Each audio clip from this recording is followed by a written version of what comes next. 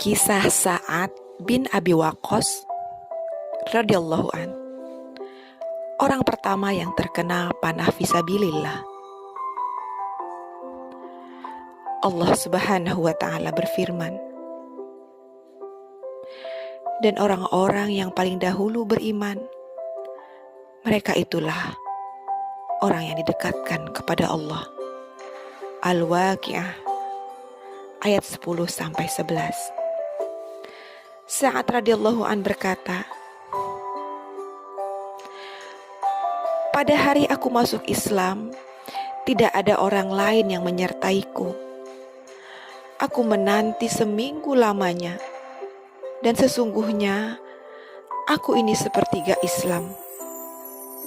Artinya dia orang ketiga yang masuk Islam. Rasulullah Shallallahu Alaihi Wasallam bangga terhadap Sa'ad.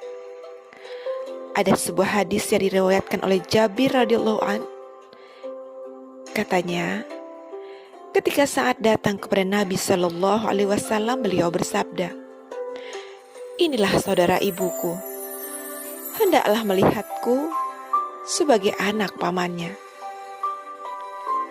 Sa'ad berasal dari kabilah Zuhrah, sama dengan ibu Rasulullah Shallallahu Alaihi Wasallam, dan Sa'ad anak paman ibunda Nabi Shallallahu Alaihi Wasallam, Aminah. Sa'ad adalah orang yang berbudi luhur, berakhlak mulia, dan teguh imannya. Setiap orang beriman pasti mengalami ujian dan cobaan. Ukuran keimanannya tergantung dari kesabarannya, karena sabar adalah separuh dari iman. Allah berfirman, Alif Lam Mim. Apakah manusia itu mengira bahwa mereka dibiarkan saja mengatakan, kami telah beriman, sedang mereka tidak akan diuji lagi? Dan sesungguhnya kami telah menguji orang-orang yang sebelum mereka. Maka sesungguhnya Allah mengetahui orang-orang yang benar, dan sesungguhnya Dia mengetahui orang-orang yang dusta. Al-Ankabut ayat 1-3. Suatu hari Sa'ad berkata, ketika kaum muslimin diboikot dan dikucilkan di Syi'ib, Mekah, hampir 3 tahun lamanya yang kami makan bersama Rasulullah adalah daun-daunan, sehingga kotoran kami menyerupai kotoran domba.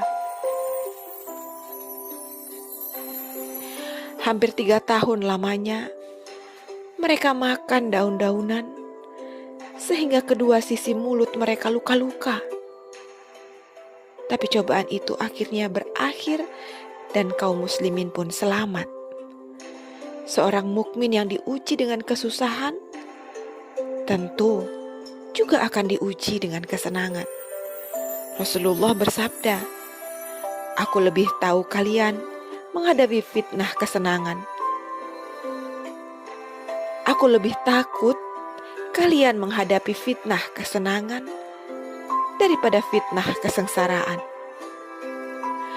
Karena banyak orang yang terseret ke jurang kerusakan karena harta kekayaan.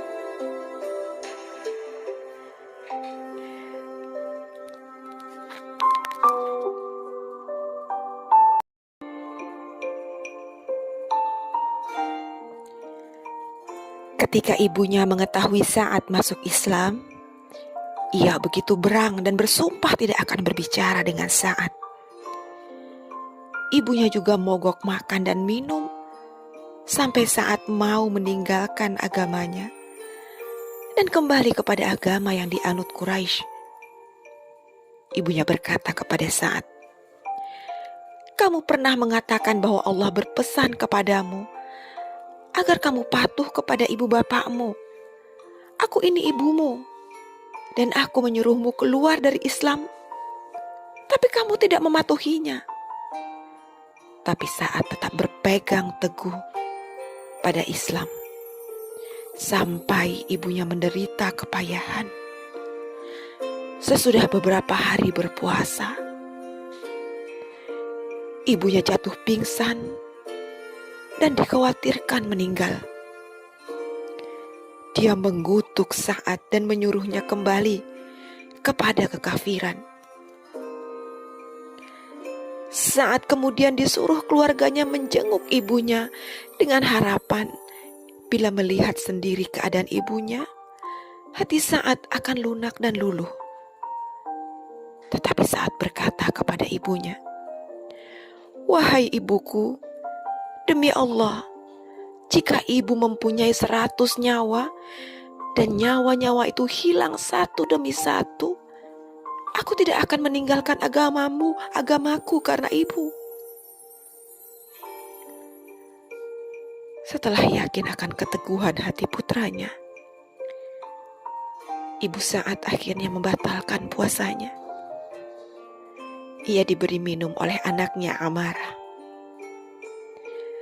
Setelah kejadian ini turunlah ayat Allah. Dan kami wajibkan manusia berbuat baik kepada kedua orang tuanya, ibu bapaknya. Dan jika keduanya memaksamu untuk mempersekutukan aku dengan sesuatu yang tidak ada pengetahuanmu tentang itu, maka janganlah kamu mengikuti keduanya. Al-Ankabut ayat 8. Suatu hari, Nabi Shallallahu Alaihi Wasallam berdoa untuk Sa'ad. Ya Allah, jadikanlah sasaran panahnya jitu dan kabulkanlah doanya. Lalu doa Nabi dikabulkan Allah. Setiap kali Sa'ad melepas panahnya, pasti jitu mengenai sasaran, dan setiap berdoa, doanya pasti dikabulkan Allah Subhanahu wa Ta'ala. Dalam semua peperangan, dia mampu mengalahkan lawan.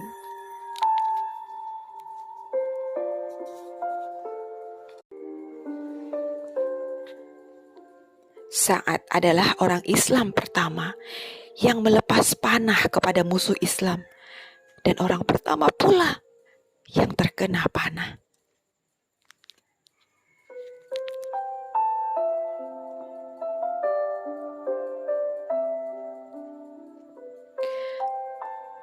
Karya terbesar Sa'ad ialah tercapainya kemenangan yang gilang gemilang atas musuh mereka, tentara Parsi, dalam perang Al-Qadisiyah yang dahsyat. Ketika Sa'ad menjabat sebagai panglima perang, dia memimpin pasukan pilihan yang terdiri dari 30.000 lebih tentara. Di antara mereka 99 orang peserta perang Badar dan 318 orang dari yang berbaiat kepada Rasulullah, baiat Ar-Ridwan, dan yang sebelumnya. Dan 300 orang dari mereka yang membuka atau menguasai Mekah, dan 700 orang putra-putra para sahabat. Menjelang pertempuran dahsyat perang Al-Qadisiyah melawan tentara kerajaan Parsi, Sa'ad sakit dan semakin parah sakitnya.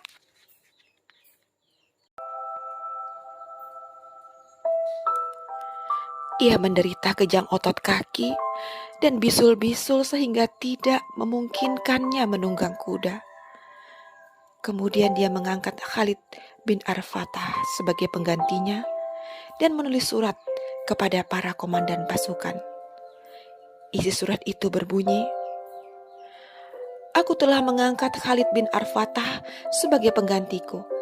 Aku berhalangan karena sakit di kakiku dan timbulnya bisul-bisul. Tetapi aku tetap mengarahkan wajah dan diriku untuk mengikuti jalannya pertempuran. Dengarkan dan taati kepemimpinannya. Dia yang memerintah, tetapi mengerjakan perintahku." Perang Al-Qadisiyah berlangsung beberapa hari lamanya.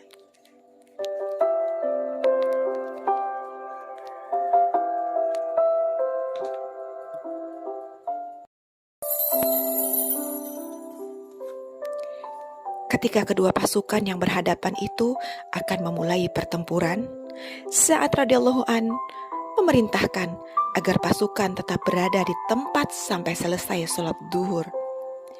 Bila sholat selesai, Maka saat akan bertakbir, dan pasukan ikut bertakbir dan bersiap siaga.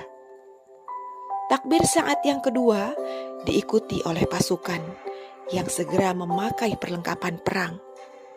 Takbir saat yang ketiga diikuti pula dan pasukan berkuda bersiap diri. Takbir keempat diikuti pula dan seluruh pasukan menyerbu dan berbaur dengan pasukan musuh sambil mengucapkan la haula wala quwwata illa billah. Tidak ada daya dan kekuatan kecuali denganmu ya Allah. Di sini tampak kebesaran jiwa dan mental saat dalam memimpin pasukan dan terlihat pula kepandaiannya dalam menyusun taktik dan strategi pertempuran. Dan akhirnya peperangan berakhir dengan kemenangan besar untuk kaum muslimin. Saat mengirim seluruh laporan termasuk nama-nama orang yang mati syahid kepada Khalifah Umar bin Khattab di Madinah. Setelah beristirahat selama 2 bulan, Sa'ad dan pasukan muslimin melanjutkan serbuannya ke negeri Parsi dan berhasil menguasai ibu kotanya yang terletak di sebelah timur Sungai Dajlah pada bulan Jumadil Awal tahun 15 Hijriah. Istana raja mereka masuki dan tempat pemujaan api dalam ruangan istana yang menjadi pusat penyembahan kaum Majusi dipadamkan apinya dan diganti dengan dibangunnya sebuah masjid.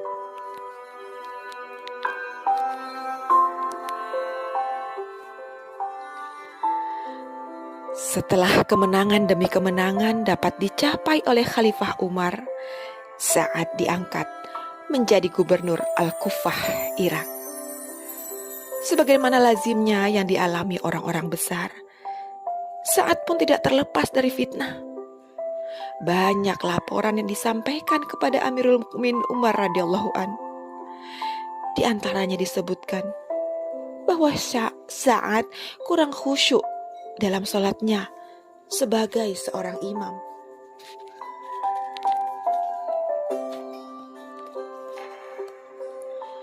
Saat lalu dipanggil ke Madinah, ia menerangkan kepada Umar bahwa apa yang dilakukannya adalah sesuai dengan contoh sholat Nabi Shallallahu Alaihi Wasallam, yaitu membaca surat yang panjang pada 2 rakaat pertama dan berdiri singkat pada rakaat-rakaat berikutnya.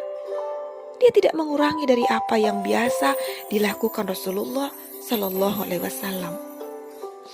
Agar tidak menimbulkan fitnah di negeri yang baru dikuasai kaum muslimin, maka Sa'ad diberhentikan dari jabatannya. Tapi kepercayaannya terhadap Sa'ad tetap kokoh dan utuh. Menjelang wafatnya Umar radhiyallahu an, Sa'ad ditunjuk dan terpilih menjadi anggota syuro, dan Umar juga berkata, apabila Sa'ad yang terpilih menjadi khalifah oleh majelis syuro, baiklah. Dan kalau tidak, maka aku pesan kepada khalifah sesudahku agar mengangkat Sa'ad kembali untuk memangku suatu jabatan. Sesungguhnya aku memberhentikan Sa'ad dari jabatannya bukan karena dia lalai atau berkhianat. Kemudian Utsman radhiyallahu anhu melaksanakan wasiat Umar dan mengangkat Sa'ad kembali sebagai gubernur Al-Kufah.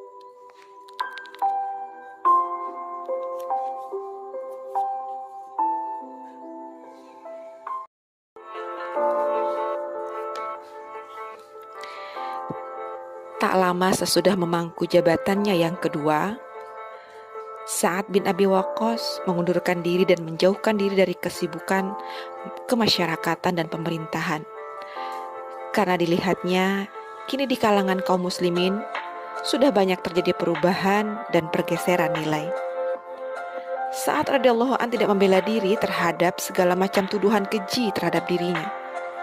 Dia percaya terhadap dirinya sendiri dan dia yakin bahwa dia tidak pernah melanggar perintah dan larangan Allah. Oleh karena itulah, dia tidak mempedulikan tuduhan-tuduhan itu kecuali dengan berdoa kepada Allah. Begini doa Sa'ad. Ya Allah, apabila orang yang memfitnah dan menuduhkan itu karena ria, dusta, dan ingin mendapat nama, maka butakanlah matanya, banyakkanlah anak-anaknya, dan biarkanlah dia menerima balasan fitnah. Ternyata Allah Subhanahu wa Ta'ala mengabulkan doanya. Karena Rasulullah Shallallahu Alaihi Wasallam telah memohon kepada Allah agar doa Sa'ad dikabulkan. Diriwayatkan oleh Ibnul Atsir bahwa orang yang memfitnah Sa'ad tersebut menjadi buta, beranak 10 orang perempuan, dan bila mendengar suara istrinya, dia pegang erat-erat dan memaki-makinya seraya berkata, "Ini semua karena doa Sa'ad, orang yang diberkahi." Hidup orang itu menjadi menderita dan tersiksa. Sesudah terbunuhnya Khalifah ketiga Utsman bin Affan radhiyallahu an, maka terjadilah fitnah besar. Kaum muslimin terpecah menjadi 2 kubu. Pendukung Ali bin Abi Thalib, kubu yang pertama, dan pendukung Muawiyah bin Abi Sufyan, pendukung yang kedua. Kubu yang kedua, hanya sebagian kecil yang memilih jalan selamat dari fitnah. Di antaranya Sa'ad bin Abi Waqqas radhiyallahu an. Sa'ad yang pernah dicalonkan oleh Umar bin Khattab untuk menjadi khalifah, menolak jabatan itu dan menolak dirinya memihak kepada salah satu kubu. Ia bahkan menolak tawaran Muawiyah untuk menjadi pendukungnya seraya berkata, "Saya menginginkan sebilah pedang. Bila aku pukulkan kepada orang mukmin, maka pedang tidak akan melukainya. Dan bila aku pukulkan kepada orang kafir, dia akan terpotong."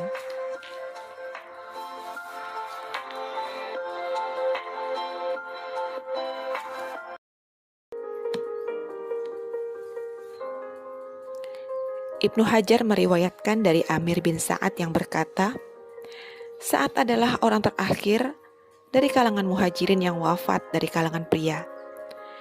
Menjelang wafatnya, dia minta diambilkan jubah dari wol dan berpesan, "Kafanilah aku dengan kain wol ini, karena waktu berperang melawan kaum musyrikin pada perang Badar, aku memakainya. Dan memang aku sengaja menyimpannya untuk keperluan tersebut. Rahmat Allah bagimu, wahai Sa'ad."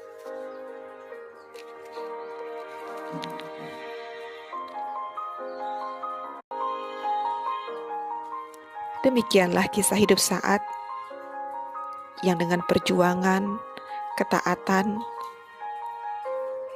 dan pembelaannya kepada Islam bisa kita ambil pelajaran dan kita teladani.